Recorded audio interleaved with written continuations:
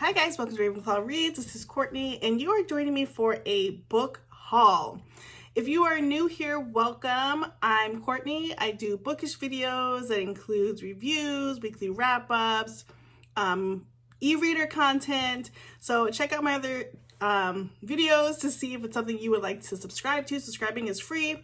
I'm trying to get to 1,000 subscribers. I'm so close. If you think you want to do a little bit more on the channel, you can definitely become a member. Would love to have you. If you're returning, welcome back. Glad to see you. I haven't done a book haul in a while, and this is a combo library haul and purchase book haul.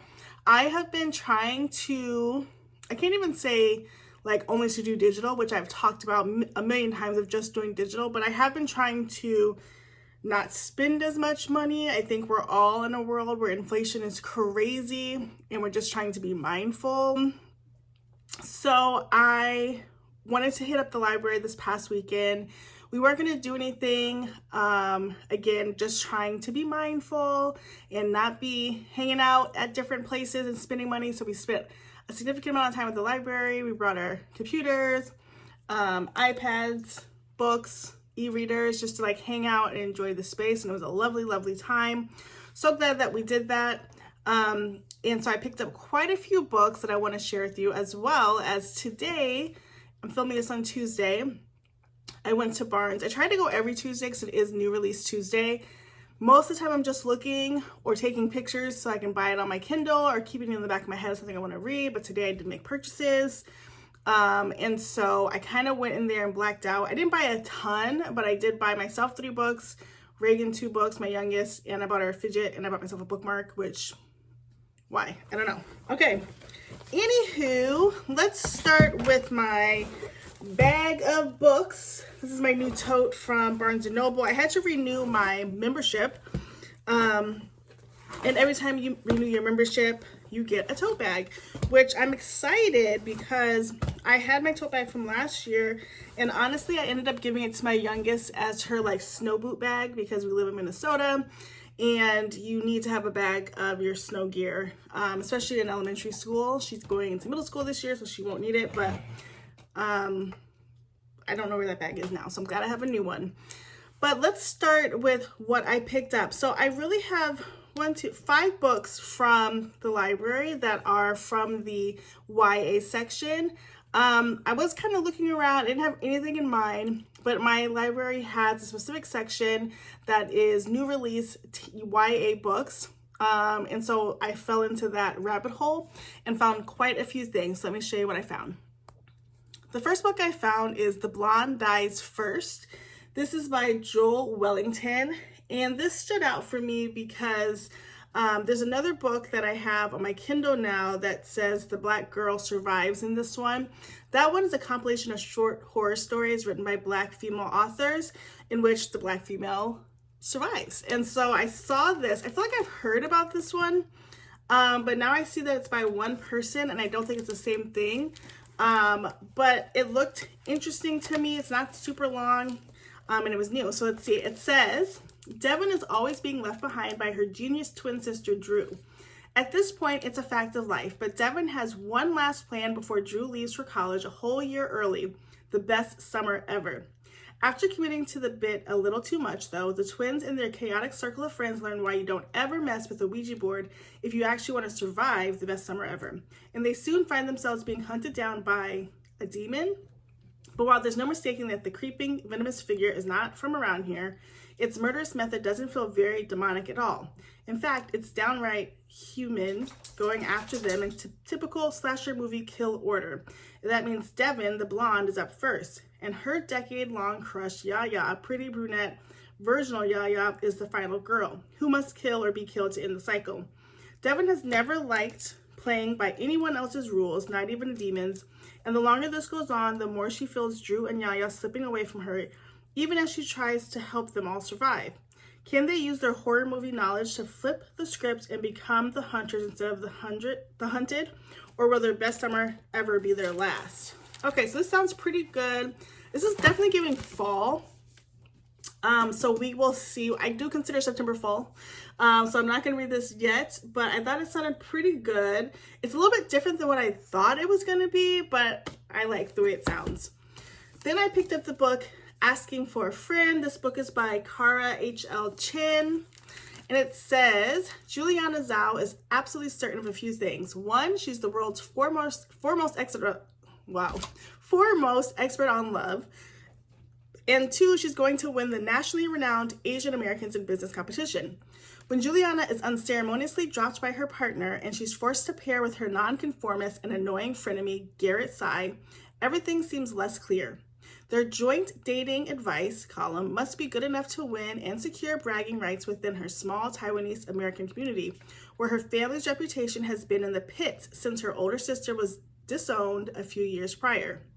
Juliana always thought prestige mattered above all else, that her future could be paved only with immaculate report cards and Ivy League degrees. But as she argues with Garrett over how to best solve everyone else's love problems and faces failure for the first time, she starts to see fractures in this privileged, sheltered worldview. With the competition heating up, Juliana must reckon with the sacrifices she's made to be a perfect daughter and decide whether winning is something she even wants anymore. That one just sounded juicy to me. I love a good high school story. Again, it's not too long. And I kind of relate to the main character, so excited to read that one. Then there was two books sitting next to each other. It was like 15th Summer and 16th Summer. I picked up 16th Summer. It didn't seem like they were necessarily needed to be read in order. But it says, Anna is dreading another tourist-filled summer on Dune Island that follows the same routine. Beach, ice cream, friends, repeat.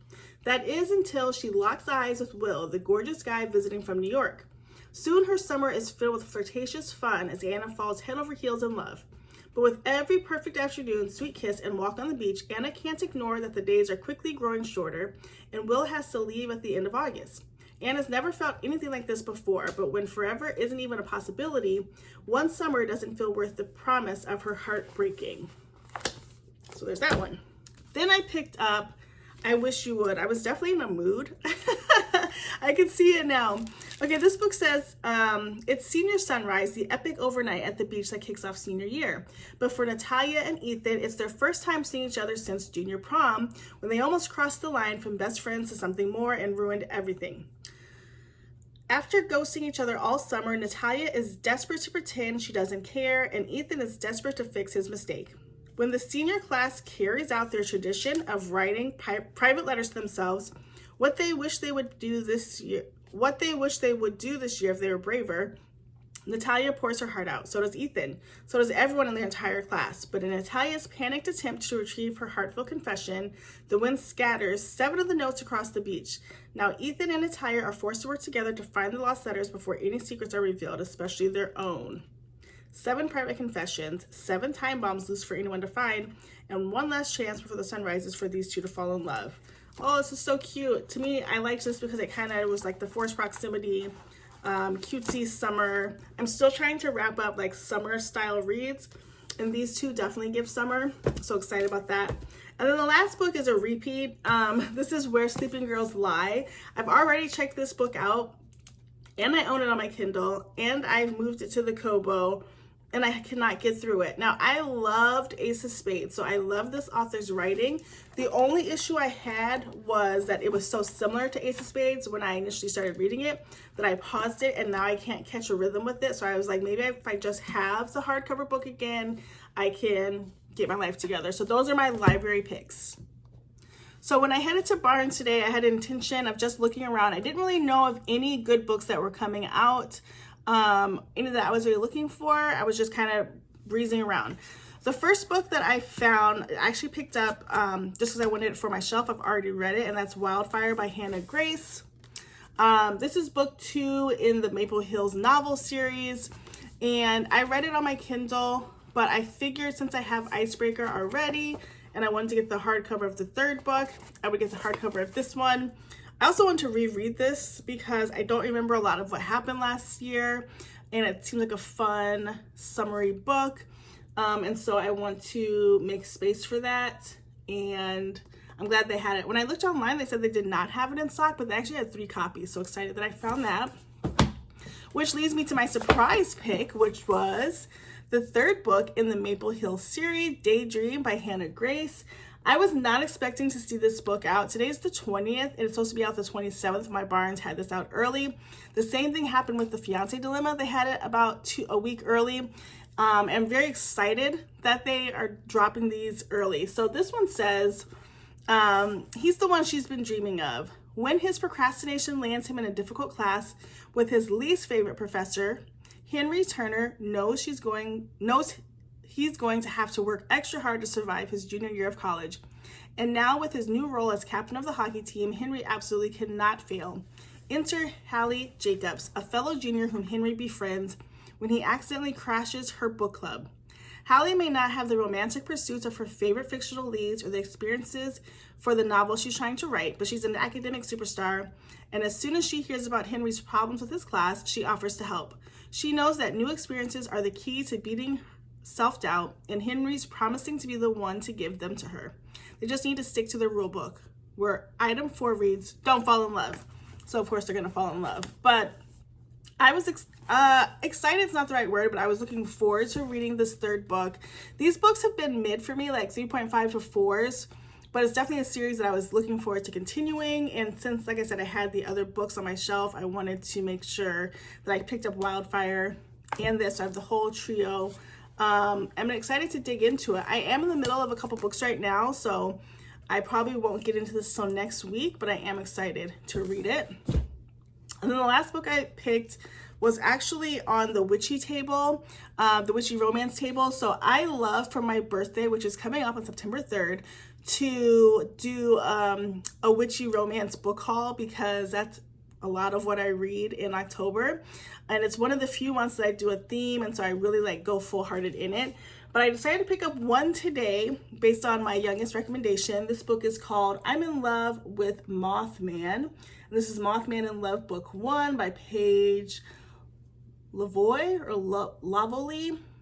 Yeah, maybe Lavoie. And I would never have picked this book up, honestly. But when I read the back cover, I was like, this is great. It says 22-year-old Heather is suffering from an epic case of burnout. So just like any other young influencer, she abandons her social platforms, gathers up her best flowy dresses, and moves to a desolate cabin. Heather imagines spending her unplugged days traipsing through the woods and tending to her garden. However, her cottagecore fantasy is turned upside down when a wounded cryptid crashes into her roof and her heart. With no help from her internet followers and the local monster hunter growing suspicious, Heather's quiet life in the wilderness has suddenly become a little more complicated. To make matters worse, she thinks she might be falling in love with the brooding winged man in her living room. Ooh, so I just thought it was cute. You can see the cover is super cute too. She's got a little iPhone. Like, what is happening? But also the pages are so cute. Look at the inside design of them. And then the new chapters has that little cottagecore vibe. So I am excited to get into this book. I'm so glad that my youngest saw this book. So that is my book haul. I am excited to continue to jump into reading. Like I said, I've already met my Goodreads goal, but I am getting reamped as the fall comes in to read my next style of books. And so the passion never dies. Anyway, thank you so much for watching. Don't forget to like, comment, and subscribe. Again, subscribing is free. I'm so close to 1,000. Would love to hit that benchmark. If you loved this video or liked it or kind of liked it, hit subscribe, put on the post notification so you know when I am posting. I usually post on Thursdays and Sundays. Thursdays can be a little less predictable as Sunday, but I try my best. And if you think this channel is something a friend of yours would like, feel free to share it. Until next time, guys, I'll see you later. Bye.